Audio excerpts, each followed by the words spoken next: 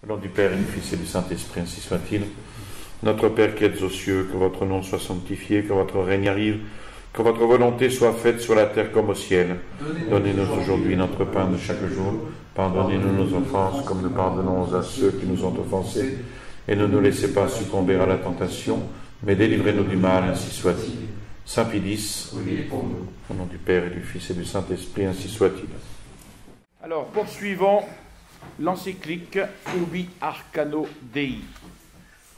Nous étions arrêtés un petit peu en cours de chapitre. Si vous voulez, je reprends un petit peu ce que nous avions dit la dernière fois, à la fin.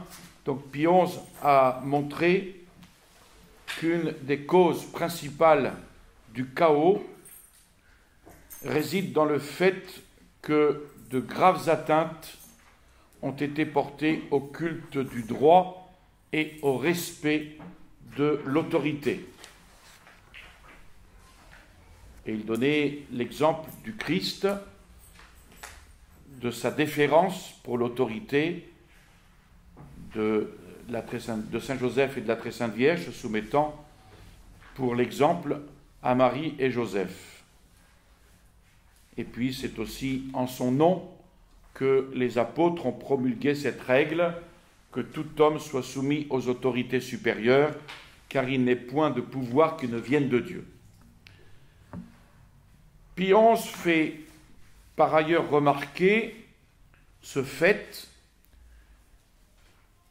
que sa doctrine et ses préceptes touchant la dignité de la personne humaine, la pureté des mœurs, le devoir de l'obéissance, l'organisation divine de la société, le sacrement de mariage, la sainteté de la famille chrétienne, tout cela, et l'ensemble des vérités qu'il avait apportées du ciel sur la terre, tout cela, notre Seigneur ne l'a confié en dépôt qu'à son Église seule, avec la promesse formelle qu'il l'aiderait et qu'il serait avec elle à jamais.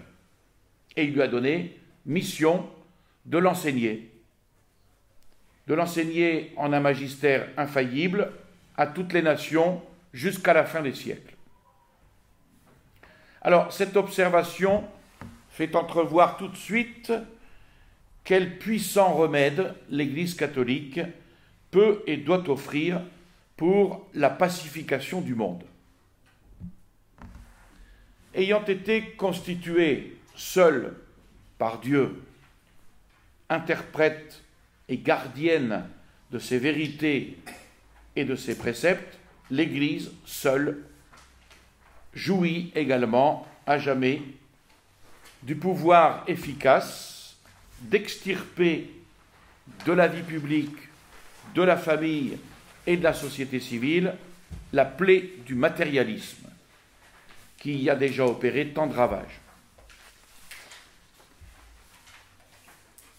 Elle seule jouit également du pouvoir efficace d'y faire pénétrer les principes chrétiens dans la société civile, dans la famille, des principes chrétiens qui sont bien supérieurs au système des philosophes sur la nature spirituelle ou l'immortalité de l'âme.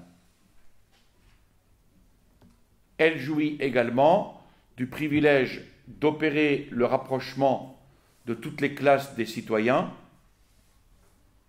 d'unir le peuple tout entier par les sentiments d'une profonde bienveillance et par une certaine fraternité,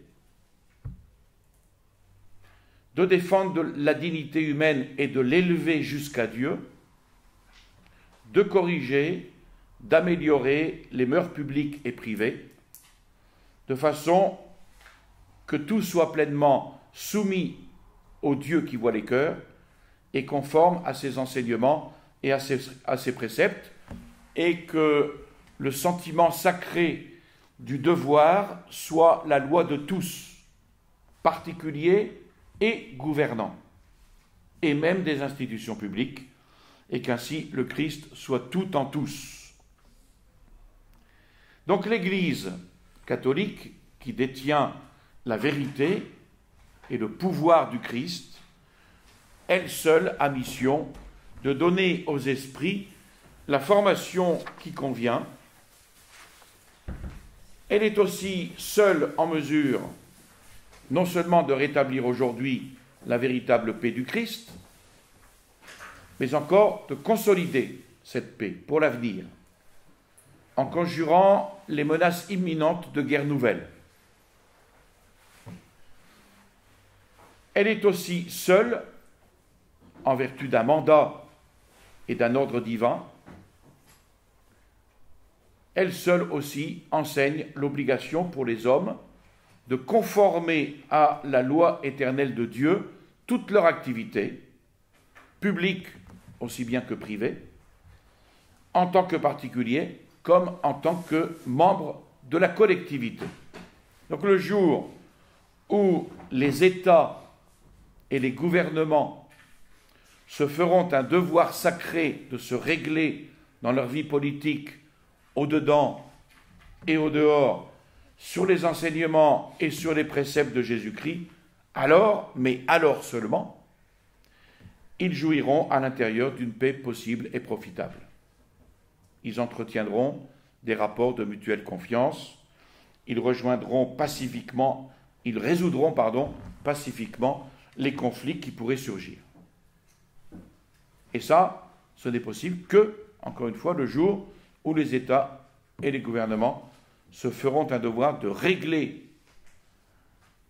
dans leur vie politique, de se régler dans leur vie politique sur les enseignements et les préceptes de notre Seigneur. Sinon, eh bien, la paix, on peut toujours courir, mais elle n'arrivera pas. Puis on se constate cependant que les efforts qui ont été tentés jusqu'ici n'ont abouti à rien, ou presque. Principalement sur les points où les divergences internationales sont les plus vives. Pourquoi ? Eh bien, c'est qu'il n'est point d'institution humaine en mesure d'imposer à toutes les nations une sorte de code international adapté à notre époque, analogue à celui qui régissait au Moyen-Âge cette véritable société des nations qui s'appelait la chrétienté. Ce n'est pas l'ONU qui va nous imposer la paix. Ça, c'est pas Pionce qui dit ça, c'est moi, mais c'est ce qu'il veut dire. Elle aussi, cette chrétienté, elle a connu des injustices, parce que dans toute œuvre humaine, malheureusement, il y a de l'homerie. Là où il y a de l'homme, il y a de l'homerie. Donc cette chrétienté, elle a connu aussi des injustices. Mais, à la différence de toutes les autres sociétés internationales, mais la valeur sacrée du droit demeurait incontestée. Règle sûre, d'après laquelle les nations avaient à rendre leur compte. Ce qui n'est plus le cas avec l'ONU, la Société des Nations à l'époque, etc. Mais il est une institution divine, capable de garantir l'inviolabilité du droit des gens, une institution qui, en embrassant toutes les nations, en les dépassant toutes, jouit d'une autorité souveraine et du glorieux privilège de la plénitude du magistère, c'est l'Église du Christ. C'est l'Église catholique, cette institution divine capable de garantir l'inviolabilité du droit des gens. L'Église du Christ qui seule se montre à la hauteur d'une si grande tâche, grâce à sa mission divine, grâce à sa nature, grâce à sa constitution et grâce au prestige que lui confèrent les siècles. Alors, les vicissitudes même des guerres, loin d'amoindrir l'Église, vont lui apporter de merveilleux développements. Il ne saurait donc y avoir de paix véritable, cette paix que le Christ a tant désirée. Il ne saurait y avoir de paix véritable tant que les hommes ne suivront pas et les enseignements, et les préceptes, et les exemples du Christ, dans l'ordre de la vie publique comme dans l'ordre de la vie privée. Il faut donc que la famille humaine, régulièrement organisée, l'Église puisse enfin, en accomplissement de sa divine mission, maintenir vis-à-vis des individus comme des sociétés, tous et chacun des droits de Dieu. Et Pie XI précise que là est le sens de cette brève formule qui se trouve dans le titre de l'encyclique, la paix du Christ dans le règne du Christ.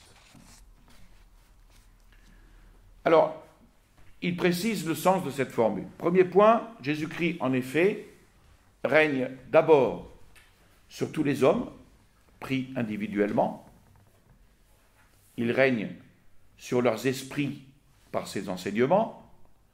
Il règne sur leur cœur par la charité.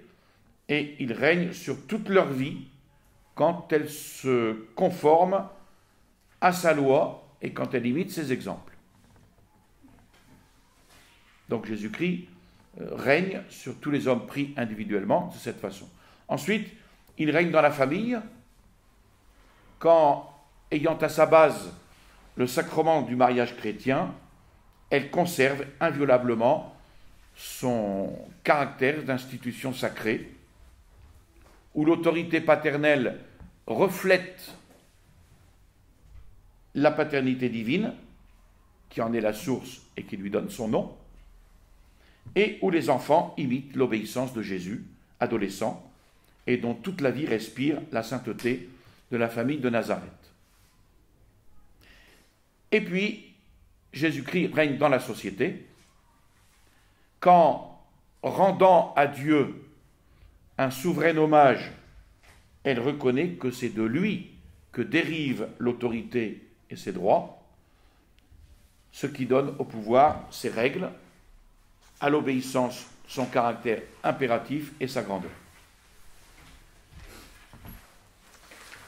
Et puis Jésus-Christ règne dans la société également quand cette société reconnaît à l'Église son privilège qu'elle tient de son fondateur, de société parfaite, de maîtresse et de guide des autres sociétés. Alors ici, non pas que l'Église amoindrisse l'autorité de ces sociétés, qui sont légitimes chacune dans leur sphère, mais elle les complète. Elle les complète heureusement comme le fait la grâce pour la nature. D'ailleurs, le concours de l'Église permet à ces sociétés d'apporter aux hommes une aide puissante pour atteindre leur fin dernière, qui est le bonheur éternel, et elle les met à même d'assurer d'une manière plus certaine le bonheur de leurs membres durant leur vie mortelle. Ça, c'est ce que favorise le concours de l'Église. Il apparaît ainsi clairement qu'il n'y a pas de paix du Christ hors du règne du Christ. Et que le moyen de travailler au rétablissement de la paix civile, c'est de restaurer le règne du Christ. Aussi, quand il s'est efforcé de tout instaurer ou restaurer dans le Christ, Saint Pie X, comme par une inspiration divine, Saint Pie X préparait cette grande œuvre de rétablissement de la paix, qui devait être le programme de Benoît XV. Pie XI veut alors réaliser tous les efforts possibles à la paix du Christ, mais par le règne du Christ. Et pour mettre ce programme à exécution, il va compter sur le concours de tous les hommes de bien, mais d'abord sur les évêques, qui sont constitués par l'Esprit Saint pour gouverner l'Église de Dieu. Et là, les évêques d'aujourd'hui devraient relire le rôle des évêques décrit ici par Pie XI. Les évêques ont été tout spécialement investis du ministère de la réconciliation et remplissent donc le rôle de légat du Christ. Ils participent au magistère de Dieu, dispensateurs qu'ils sont de ces mystères, Ils sont appelés pour cette raison le sel de la terre et la lumière du monde, les docteurs et les pères des peuples chrétiens, les modèles du troupeau. Et ils sont ainsi magnifiés dans le royaume des cieux, et ils sont comme les membres principaux, unis par des liens d'or, qui maintiennent la forte unité du corps du Christ, c'est-à-dire de l'Église, établie sur le fondement inébranlable de Pierre. Vous voyez, ils sont loin aujourd'hui de remplir cette mission. Alors, Pie XI rappelle les œuvres qui ont été menées par ses prédécesseurs concernant le clergé et les peuples fidèles, et le peuple fidèle. Il relève particulièrement toutes les œuvres qui ont trait à la diffusion de saines doctrines et à la sanctification des âmes. Il relève les organisations dites pieuses unions de clercs, de laïcs, qui ont pour objet de soutenir, de développer les missions chez les infidèles, en vue d'étendre le règne de Dieu et en vue de porter au peuple barbare le salut temporel et éternel. Il relève les multiples mouvements de jeunes gens qui allient à une dévotion particulière envers la Très Sainte Vierge et surtout envers la Sainte Eucharistie, une pratique exemplaire de la foi, de la pureté et d'une charité réciproque toute fraternelle. Il relève aussi les associations d'hommes et de femmes, et tout spécialement les associations eucharistiques qui se vouent à honorer le Saint-Sacrement, soit par des hommages, comme les grandioses processions qui se déroulent par les rues de la cité, soit par l'organisation d'importants congrès, les fameux congrès eucharistiques.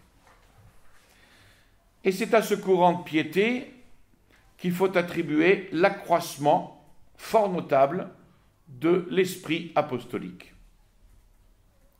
Ce zèle ardent qui, d'abord, et non pas exclusivement, mais d'abord par la prière assidue et une vie exemplaire, puis par l'action, par la voie féconde de la parole et de la presse et autres moyens, y compris les œuvres de charité, tend à faire rendre au cœur de Jésus, par les individus, la famille, la société, l'amour, le culte et les hommages qui sont dus à sa divine royauté.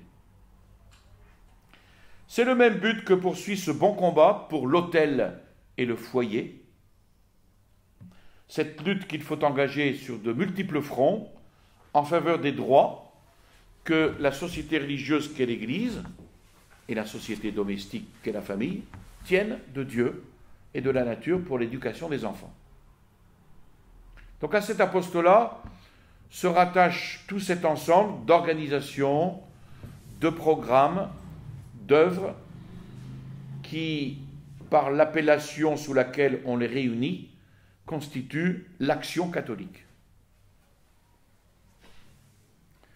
Pie XI encourage donc à maintenir avec énergie ses œuvres, ses institutions, et il encourage à les développer.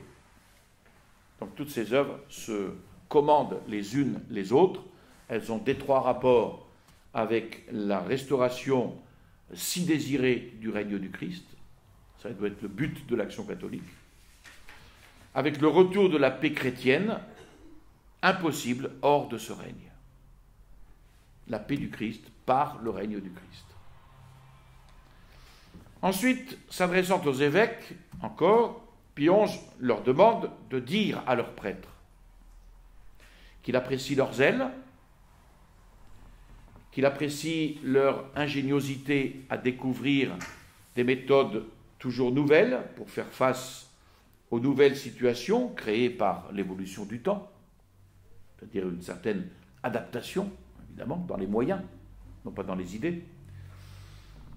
Il leur demande de dire à leurs prêtres qu'ils leur portent une affection d'autant plus spéciale, d'autant plus paternelle que par la sainteté de leur vie et l'intégrité de leur obéissance, ils seront de meilleur cœur et plus étroitement unis à leur chef et maître, les évêques, comme au Christ en personne. Et là, il fait mention particulière du clergé régulier.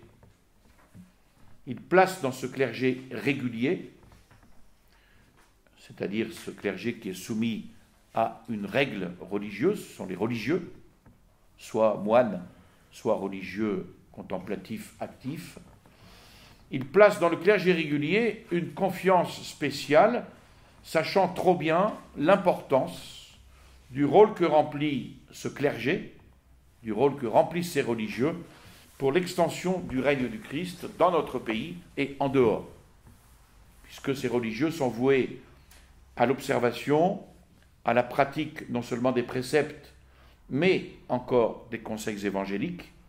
Donc les membres des familles religieuses, soit qu'ils s'exercent à la contemplation des choses divines dans l'ombre des cloîtres, soit qu'ils se produisent au grand jour dans l'apostolat, ils expriment au vif dans leur existence l'idéal des vertus chrétiennes et se consacrant tout entier au bien commun, ils renoncent sans réserve au bien, aux commodités de la terre, pour jouir plus abondamment des biens spirituels.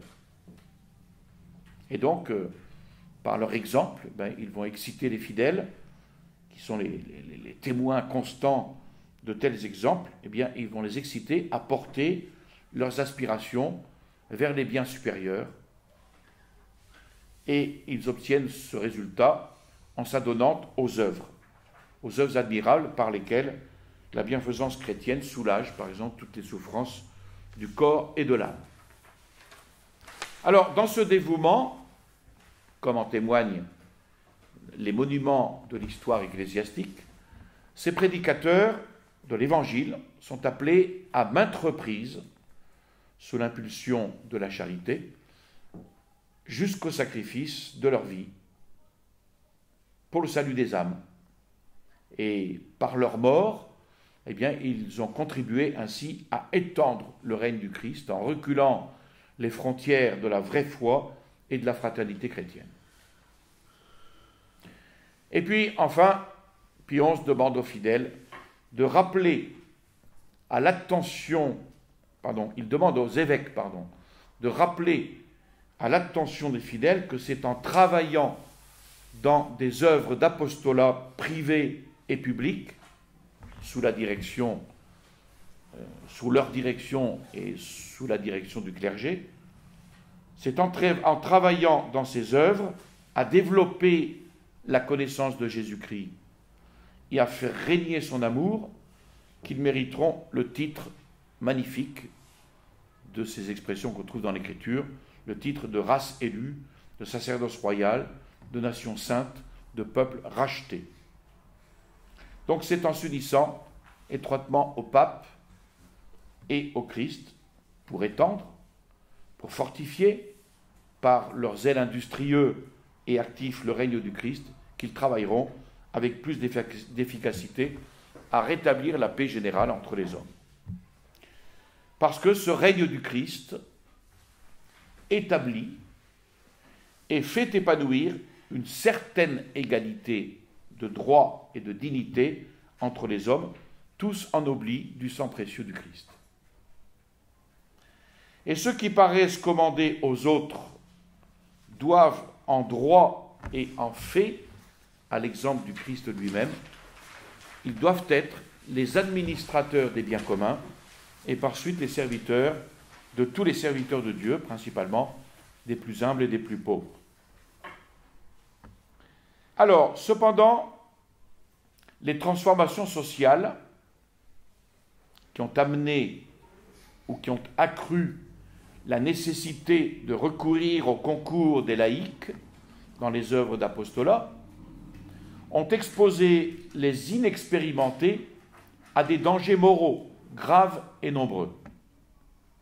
La guerre à peine finie, l'agitation des partis est venue bouleverser les cités. Et donc, on a vu un débordement des passions, une perversité des idées se répandre, et donc un tel débordement de passion, une telle perversité d'idées se sont emparés du cœur et de l'esprit des hommes. Et Pie XI redoute de voir, à cette époque, on est en 1922, il redoute de voir l'élite des chrétiens et même des prêtres pris au mirage des apparences de la vérité et du bien, s'infecter, de la funeste contagion de l'erreur. Et on peut voir là une des causes, justement, du modernisme, déjà, puisqu'il va en parler un petit peu après. Chez les chrétiens, chez l'élite des chrétiens et chez les prêtres, pris au mirage des apparences de la vérité et du bien, s'infecter de la funeste contagion d'erreur. Alors, il énumère des sujets qui vont être battus en brèche, qui vont être de moins en moins admis, tels que la doctrine catholique sur l'autorité civile et le devoir de lui obéir, le droit de propriété, 1922, c'est pas très loin de 1917, donc droit de propriété condamné par le marxisme-léninisme, par Proudhon, etc. Les droits et les devoirs des ouvriers de la terre et de l'industrie, les relations réciproques des États, les rapports entre ouvriers et patrons, les relations du pouvoir religieux avec le pouvoir civil, les droits du Saint-Siège et du Pontife romain, les privilèges des évêques, et puis, par-dessus tout, les droits du Christ créateur, rédempteur et maître sur tous les hommes et tous les peuples.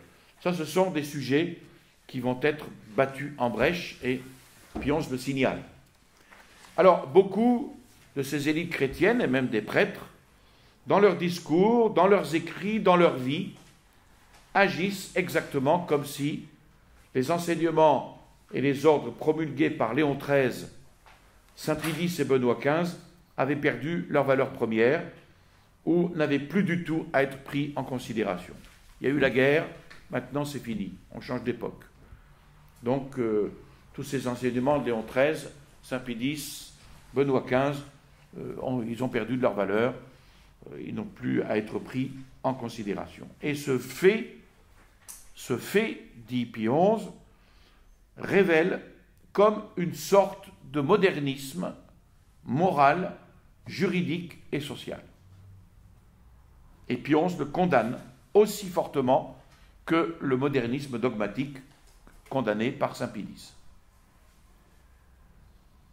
Il appelle donc à remettre en vigueur ces enseignements et ces prescriptions des papes antérieurs, à réveiller dans les âmes cette flamme de la foi et de la charité divine, indispensable pour la pleine intelligence de ces doctrines et l'observation de ces ordres.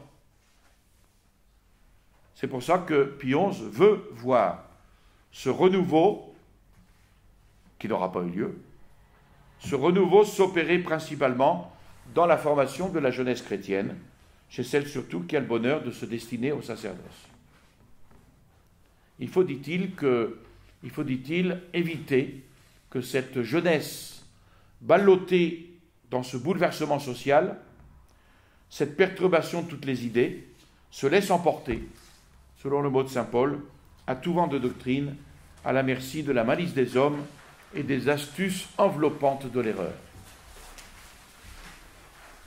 Et là encore, Pie XI observe et déplore un nombre trop grand d'hommes qui, par ignorance totale du Christ, ou par infidélité à sa doctrine intégrale et authentique, ainsi qu'à l'unité qu'il a voulu, ne font point encore partie du bercail que le ciel leur a pourtant destiné.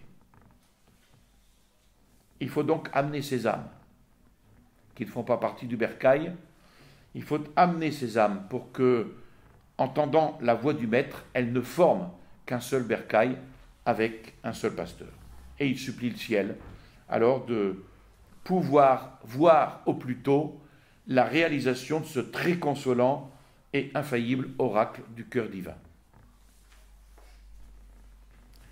Alors, au passage, Pie XI relate un événement qui est venu offrir comme un augure de cette unité religieuse et qui lui a causé une joie profonde, même s'il a pu déplaire à certains, à savoir que la plupart des princes et des chefs de presque toutes les nations, comme, dit-il, pressés par un désir instinctif de paix, ont cherché, comme à l'envi, soit à renouer certains liens d'amitié, soit à entrer pour la première fois en relation avec le Saint-Siège.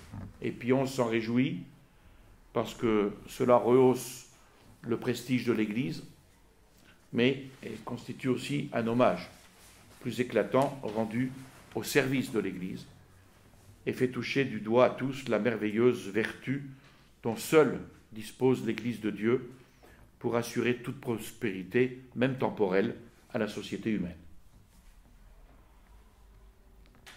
Il précise quand même que, par sa mission divine, l'Église a directement en vue les biens spirituels, et non pas les biens périssables.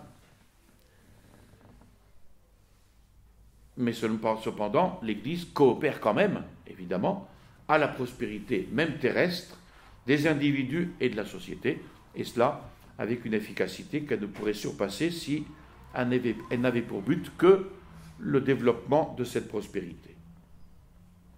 Alors, il précise encore que, certes, l'Église ne se reconnaît point le droit de s'immiscer sans raison dans la conduite des affaires temporelles et purement politiques, mais son intervention est malgré tout légitime quand elle cherche à éviter que la société civile tire prétexte de la politique, soit pour restreindre de quelque façon que ce soit les biens supérieurs, tout dépend, le salut éternel des hommes, soit pour nuire aux intérêts spirituels par des lois et des décrets iniques, soit pour porter de graves atteintes à la divine constitution de l'Église, soit pour fouler aux pieds les droits de Dieu lui-même dans la société. Bon, c'est la laïcité, etc. Donc c'est normal que là, l'Église intervienne. Dans ces cas-là, son intervention est légitime, parce qu'elle doit éviter à ce que la société civile tire prétexte de la politique pour combattre l'Église, ou pour fouler tout simplement les droits de Dieu dans la société. Et puis on se rappelle alors les déclarations solennelles de Benoît XV dans sa dernière allocution du 21 novembre 1921, déclaration qu'il consacre au rapport mutuel à établir entre l'Église et la société, donc contre la séparation. Nous ne souffrirons à aucun prix que dans les accords de ce genre, entre l'Église et la société, il se glisse une stipulation quelconque qui soit contraire à l'honneur ou à la liberté de l'Église. D'ailleurs, de nos jours, il importe grandement à la prospérité de la société même que l'Église demeure à l'abri de toute atteinte sur ce point. Et c'est là qu'il exprime alors sa douleur de ne pouvoir compter sur l'Italie parmi de si nombreuses nations qui entretiennent des relations d'autorité avec le siège apostolique. Dieu qui règle par sa providence le cours des temps et l'harmonie de toutes choses, il rappelle que Dieu a choisi l'Italie pour y fixer le siège de son vicaire ici-bas. Et de ce fait, cette auguste cité, jadis le centre d'un empire immense, mais que limité néanmoins des frontières déterminées, est devenue de ce jour la capitale du monde entier. Donc ce n'est pas Jérusalem, la capitale du monde entier, c'est bien Rome. Rome, en effet, comme siège du souverain pontificat, qui est, par sa nature même, au-dessus des frontières de race et de nationalité. Cette Rome embrasse tous les peuples et toutes les nations, et la différence d'autres. Or, l'origine et la nature divine de cette primauté d'une part, et de l'autre, le droit imprescriptible imprescriptible de l'ensemble des fidèles répartis dans tout l'univers, exige que ce principat sacré ne paraisse dépendre d'aucune puissance humaine, d'aucune loi, alors même qu'elle promettrait une sauvegarde et des garanties pour la liberté du pontife romain. Le Saint-Siège doit au contraire être en fait et paraître manifestement d'une indépendance absolue quant à ses droits et sa souveraineté. Et puis, il est d'autres garanties de liberté par lesquelles la divine providence, qui est la maîtresse et l'arbitre des vicissitudes humaines, il est d'autres garanties de liberté par lesquelles la divine providence avait fortifié l'autorité du pontife romain, non seulement sans dommage pour l'Italie, mais à son grand profit. Elles avaient, durant de longs siècles, répondu efficacement au dessein divin de garder cette liberté. Et jusqu'ici, ni la divine providence n'a indiqué, ni les conseils des hommes n'ont découvert une solution analogue apte à remplacer ces garanties d'une façon satisfaisante. Donc ces garanties ont été foulées aux pieds par la violence ennemie et à l'heure présente sont encore violées. Et c'est ainsi que le pontife romain a été placé dans une situation indigne de lui et qui accable de tristesse les âmes de tous les fidèles de l'univers. Le pape rappelle qu'il est étranger à toute vaine ambition de domination temporelle. Il renouvelle les revendications qui ont été faites par ses prédécesseurs en vue de défendre les droits et la dignité du siège apostolique. Et il réaffirme enfin que l'Italie n'aura jamais rien à craindre du siège apostolique. Le pontife romain se montrera toujours soucieux d'une paix véritable, et quand il dit paix véritable, c'est-à-dire nullement séparée de la justice. Et il demande enfin, pour cela, aux fidèles de ferventes prières. Voilà. Alors, prochaine fois, nous commenterons ce petit passage de Pie XI sur le modernisme social par une conférence que j'ai trouvée d'un certain Alfred Ansel, séminaire français en 1923, à l'époque où Monseigneur Lefebvre venait de rentrer au séminaire français, puisqu'il est rentré en octobre 1923. Donc sur l'origine, le caractère général du modernisme moral, juridique et social condamné par Pie XI dans cette encyclique Ubi Arcano Dei. Il y aura peut-être certaines répétitions avec l'encyclique Pascendi, mais je crois que c'est pas mauvais de rafraîchir nos mémoires sur ce point si important. Je vous salue Marie, pleine de grâce, le Seigneur est avec vous. Vous êtes bénie entre toutes les femmes, et Jésus, le fruit de vos entrailles, est béni. Sainte Marie, Mère de Dieu, priez pour nous pauvres pécheurs, maintenant et à l'heure de notre mort, ainsi soit-il. Au nom du Père et du Fils et du Saint-Esprit, ainsi soit-il.